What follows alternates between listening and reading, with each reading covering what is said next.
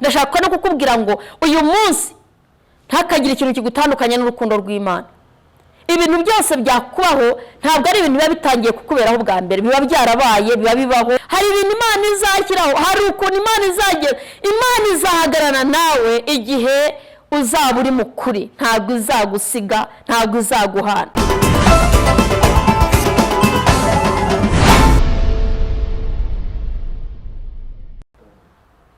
Imana ishimwe, Yesu wacu nahabwa icyubahiro. Ndashima Imana cyane muri iki gitondo. Imana yatugiriye neza, itweretse umucyo, itandukanyije umucyo n'umwijima. Tubyutse turi amahoro n'ubuntu bw'Imana. Imana yo mu ijuru ihabwa icyubahiro. Turashima Imana yo mu ijuru cyane muri iki gitondo. Imana yacu ishimwe kandi ihabwa icyubahiro kuturinda, kubana natwe. Reba tugiye kurangiza uyu mwaka wa 2021, nubwo twagiye duhuramo n'intambara nyinshi, indwara, impfu zitandukanye, izazane, ibyorezo, ariko Imana yabanye natwe. Turayishimira cyane. Dawidi yaravuze ngo mushimire Uwiteka kuko imbabazi ze zihoraho iteka ryose. Imana yarakoze n'ukuri, yabaye mu ruhande rwacu. Imana yarakoze, Imana yaraturinze, turindira imiryango, irinda igihugu cyacu, irinda abayobozi, irinda itorero, irinda abashumba. Imana yarakoze, irinda abakristo, irinda abantu bayo. Ijambo ryayo riravuga ngo nkunda bankunda, ariko abashakana umwete bazambona. Mujye mureka dushaka Imana kandi tujye tuyishima mu bibaho byose, tujye dushima Imana. Turashima Imana yo mu ijuru. Muzaniye ijambo rivuga ngo kugira ingingo ikurengera. Kugira ingingo ikurengera mwene data, kugira ingingo ikurengera mu buzima busanzwe. Ushobora kujya mu rubanza, ushobora kujya kuburana, ariko ugasanga hari ingingo ya kangahe akaba ari kurengera.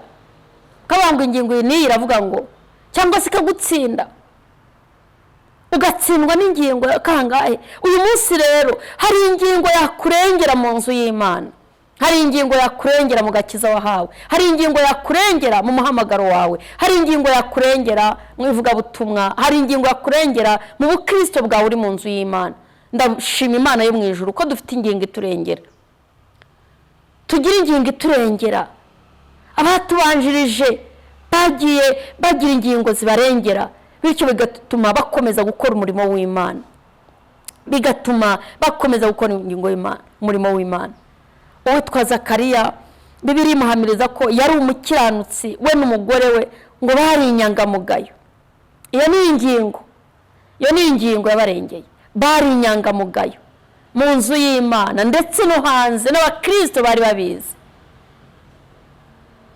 Bari inyangamugayo. Mwene data, bakristo bakundwa, bantu b'Imana, ndagira ngo uyu munsi wishakira ingingo izakurengera. Igihe uzaba ugeze mu bibazo, wishakira ingingo izakurengera. Igihe uzaba ugeze mu kaga, wishakira ingingo izakurengera. Zaburi ya 20 ivuga ngo iki? Iravuga ngo Uwiteka kwibuke ku munsi w'amakuba n'ibyago, akoherereze gutabarwa guturuka i Siyoni. Ngo yibuke amaturo, yo ni ingingo, watuye mu nzu yayo. Yibuke amaturo, Imana igira icyo yibuka. Yibuke amaturo. Nusoma Zaburi ya 20 yanditswe n'Umwami Dawidi, aravuga ngo yibuke amaturo watuye mu nzu yayo, ikoherereze gutabarwa guturuka i Siyoni. Imana yo mu ijuru ikugirire neza. Ndagira ngo rero ugira ingingo ikurengera mu Kristo. Mwene data, ugira ingingo ikurengera. Uyu munsi turasoma ijambo ry'Imana riri mu gitabo cyo kubara. Igitabo cyo kubara ibice 27, turahera ku murongo wa 5. Turahera ku murongo wa 5. Twumva icyo Bibiliya ivuze. Umutwe w'ijambo uravuga ngo Uwiteka acira abakobwa ba Serofahadi urubanza. Imana igica imanza zitabera. Imana igica imanza. Imana igiburanira abantu. Imana igikuvugira. Niko umuririmbyi w'120 yavuze. Aho ngo mu ijuru imbere y'Imana mfite umuntu mvugira, ngo yitwa Rukundo, ngo ni umukuru w'abatambyi, ngo kandi nta mwanzi wamunkuraho. rero Bibiliya yavuze ngo Uwiteka acira abakobwa ba Selofehadi urubanza. Umurongo wa 5 haravuga ngo Mose ashyira Uwiteka urubanza rwabo. Uwiteka abwira Mose ati abakobwa ba Selofehadi baburanye iby'ukuri, ntuzabure kubaha gakondo muri bene wabo wa se, uzatume bahabwa gakondo yabo. Kandi ubwira Abisirayeli uti umuntu napfa adasize umuhungu, muzatume umukobwa we aragwa gakondo ye. Nagasiga umukobwa, muzahe muzahe bene se gakondo ye. Nagasiga bene se, muzahe bene se wabo gakondo ye. Nagasiga ba se wabo, muzahe gakondo ye. Mwene wabo urushaho kumuba bugufi,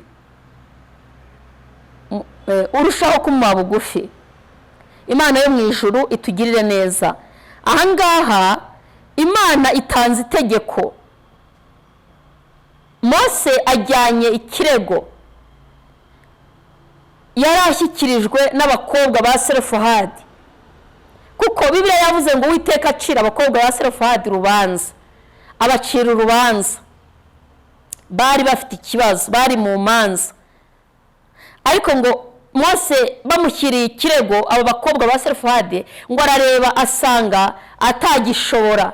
Aravuga ati reka mbishyire nanjye umuyobozi unyobora. Yibuka ko hejuru ye hari Imana. Igihe cyose ujye wibuka ko hejuru y'ibitekerezo byawe hari ibitekerezo by'Imana. Hejuru y'imbaraga ukoresha hari imbaraga z'Imana. Hejuru y'ibyo wibwira hari iby'Imana ikwibwiraho. Aba bakobwa bamuzaniye ikirego.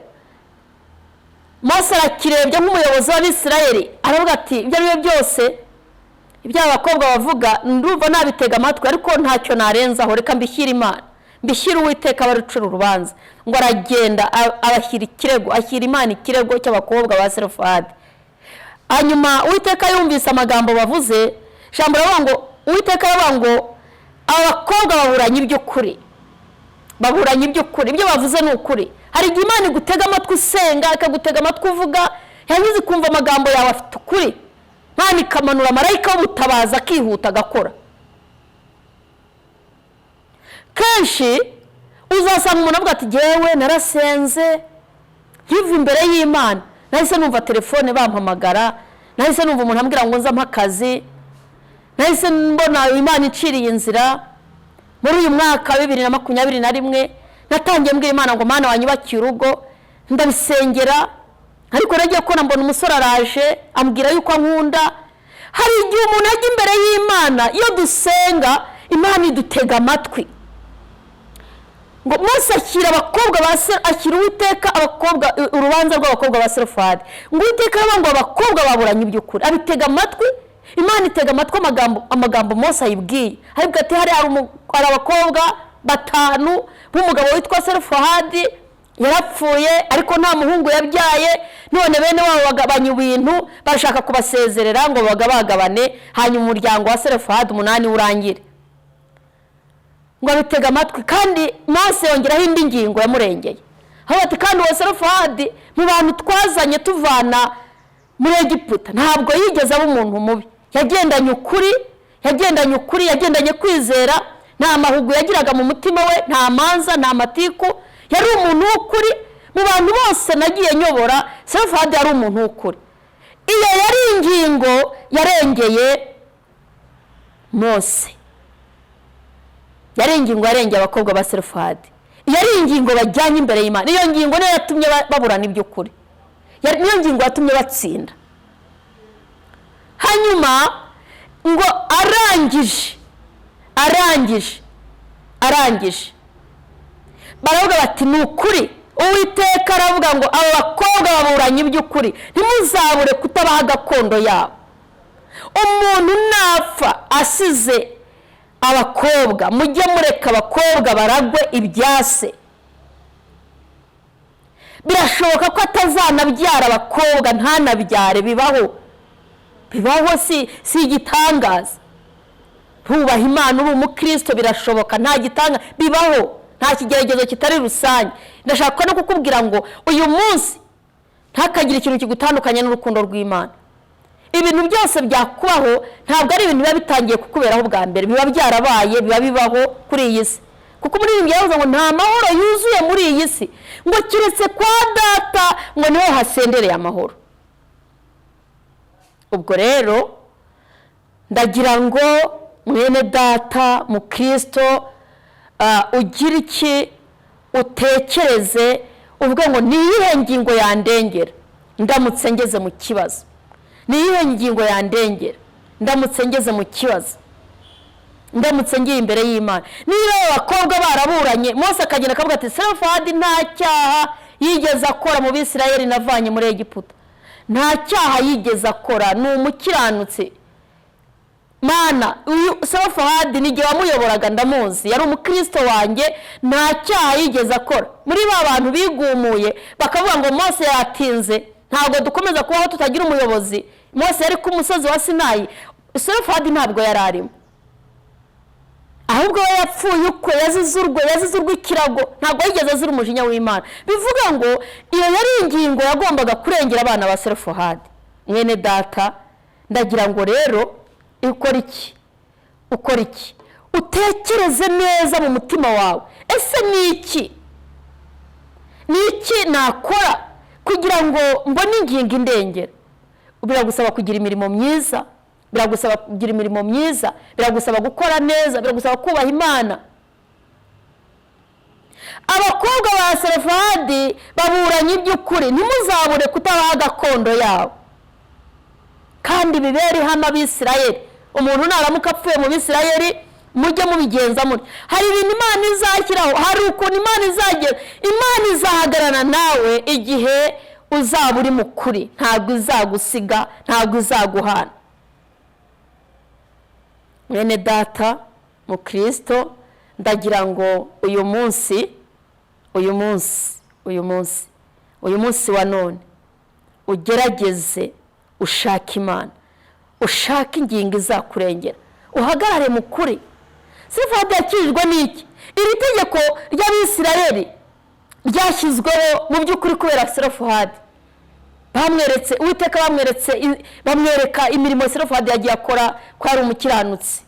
Urabizi ushobora kubana n'umuntu wubaha Imana, umugisha w'Imana ukakugeraho, kuko Imana yarabivuze, yabibwiye Aburahamu, iramubwira ngo abazakwifuriza umugisha nanjye nzawubaha, abazakwifuriza umugisha nanjye nzawubaha. Bivuga ngo iki? Abazakwifuriza umugisha nanjye nzawubaha. Bivuga ngo iyo uri umukiranutsi ushobora kubana n'abantu bakakugiriraho umugisha. Iyo wubaha Imana, n'abakukurikira n'abaguhesha umugisha nabo barawubona, kuko uri umunyakuri, uri umunyamugisha. Iyo ngingo yakurengera, wishakire ingingo yo kukurengera mu nzu y'Imana, mu murimo w'Imana, mu muhamagaro wawe, mu gakiza wahawe. Shaka ingingo izakurengera. Selofehadi arapfa, ariko apfa atazize umujinya w'Imana, kuko hari abapfuye bazize umujinya w'Imana. Hari abapfuye bazize umujinya w'Imana, bari kumwe nawe, bazira uburakari bw'Imana, ariko we ntabwo yari arimo. Mose ajyana ikirego aravuga ati kandi Selofehadi nta kibi yakoze, none abakobwa baragira ngo barengere, bagabanya iby'iwabo, bagabanya umutungo. Hari ubwo ngo bazize yuko se atabyaye umuhungu. Hanyuma ngo Imana iravuga ngo baburanye iby'ukuri, nimugende mubasubize umutungo w'iwabo. Ndagira ngo Imana igusubize ibyawe bitarimo amahugu, ibyo wambuwe bitagira amahugu, Uwiteka bikugarurire. Umwanya wakuwemo nta mahugu ahari, Imana iwukugarurire. Akazi bakwambuye nta ruhare ubigizemo, Imana ikakugarurire. Urubyaro rwahagaritswe n'abarozi, Imana irukugarurire. Inzira zasibye zisibishijwe n'abarozi, Imana izisibure. Amasengesho usenga hatarimo uburyarya, harimo ukuri, Imana yagusubize. Imana ivuga yuko wasenze amasengesho y'ukuri iki gitondo. Indwara ufite utihamagariye, Imana igukize. Ibintu byose bikubaho nta ruhare wabigizemo, Imana igutabare. Imana ikwibuke. Ndagira ngo dusenge Imana. Imana iravuga ngo ntimuzabure kutarenganura aba bakobwa ba Selofehadi. Bari kubura n'iby'ukuri, amagambo bavuga n'ay'ukuri. Urugo baguhuguza ari urwawe, Imana irugusubizemo. Urubyaro rwahagaze, Imana irugusubize. Nta muntu wahemukiye ntugahemukirwe, Imana ikugirire neza. Ndagira ngo ngusengere Imana muri iki gitondo. Uri kubura n'iby'ukuri, ibyo uburana nta mahuga birimo. Uri kubura n'iby'ukuri. Iki gitondo Imana irashaka kugaruka ku bantu bafite ukuri mu mitima yabo. Uyu mwaka urajya kurangira, Imana irashaka gusura abantu bafite ukuri mu mitima yabo. Umaze umwaka uravuga ngo umwaka ushize ndi mu bibazo, ariko Imana uyu munsi kugarukeho. Impera z'uyu mwaka uhure n'Imana, kuko wagiye usenga amasengesho arimo ukuri, wagiye ugira amagambo arimo ukuri, nta kuri manganya kwabaye muri wowe. Ibintu byose wakoreshaga byarimo ukuri. Imana y'amahoro ikwishimire. Ndagira ngo ngusengere Imana, ndagira ngo ngusengere Imana. Abakobwa ba Selofehadi baburanye iby'ukuri, ntimuzabure kutabaha gakondo yabo. Uyu munsi Imana iguha umugisha, uyu munsi Imana ikwishimire, uyu munsi Imana ikugirire neza. Data wa twese abane nawe, Kristo w'i Nazareti abane nawe. Mana yacu, Mana ya Isaka na Yakobo, Mana ya Aburahamu, Mana yumva gusenga, Imana yacu bwite. Hari ababyeyi bari kurana iby'ukuri, hari umubyeyi wahugujwe urubyaro, kubyara byarahagaze yararozwe. Hari umuntu wabuze akazi kubera akagambane k'abadayimoni, Mana ari mu mbere yawe ari kugusaba akazi. Hari umuntu ufite indwara z'izazane, Mana n'umukize. Umuntu wese uhagaze mu ruhande rwawe, umuntu wese wakwikomejeho, iki gitondo umugirire neza. Kristo wera, renganura abantu barengana, renganura abantu barengana. Niyo kabibitsi kami abantu turayinanishe katika jina la Yesu. Abantu babona umugisha, abantu babona amahoro, abantu babona gutabarwa, zira z'Imana ziyobokwe, marembo y'Imana kinguke, abantu babonera umugisha mu nzu yawe, abantu babonera umugisha imbere yawe. Bakeneye urubyaro barubone, bakeneye amahoro mu ngo bayabone, bakeneye akazi bakabone, bakeneye gushaka bashake, bakeneye kubaka nimubake urukuri. Kristo wera, tanga umugisha urawufite. Uwiteka we niwe twambaje, hari abakwiringiye n'ubakeye guhanza amaso, reka bahure nawe. Urakoze Mana, shyigikira itorero, shyigikira abashumba, shyigikira abakristo, shyigikira abakozi bawe, abagukorera ku manywa na nijoro, abafite ishyaka ry'umurimo wawe. Nubarwaneho, nubashyigikire, nubane nabo, nubiyereke, neza y'Imana niboneke, kwera kw'Imana nikugaragare mu izina rya Yesu. Urakoze Yesu, urakoze Kristo wanesheje Golgota ku musaraba. Turi imbere yawe ntabwo twahagwa, turi imbere yawe twahabonera umugisha. Urakoze Mwami wanjye, urakoze ko wumvise. Shyigikira igihugu cyacu, giha amahoro rwose, gihagarareho, gikomereho. Rengera abayobozi bacu, bakomereho, barwanirire mu izina rya Yesu. Igihugu cyacu turagisengeye, ntikikinjirwe muri ibyorezo, bikumire, bihagarike mu izina rya Yesu. Amaboko y'Imana dushyigikire, rengera abantu bawe baguhanze amaso bakubone. Urakoze kubyumvise, ni mu izina rya Yesu, amen. Imana y'amahoro ibaha umugisha. Ni Gatera Jose nkuko bisanzwe guturuka muri Philadelphia. Reka mbahe telefone kugira ngo icyo udasobanukiwe ushobora kukimbaza, cyangwa se ukavuga nasenga nte, cyangwa se mfasha gusenga. Ibyo byose ndabikora hamwe n'Imana ishoboje. Reka rero mbahe telefone, ni 07 8 50 98 944 07 8 50 98 94 na 07 2 74 34 93 1 07 2 74 34 93 1. Imana y'amahoro ibaha umugisha, amen.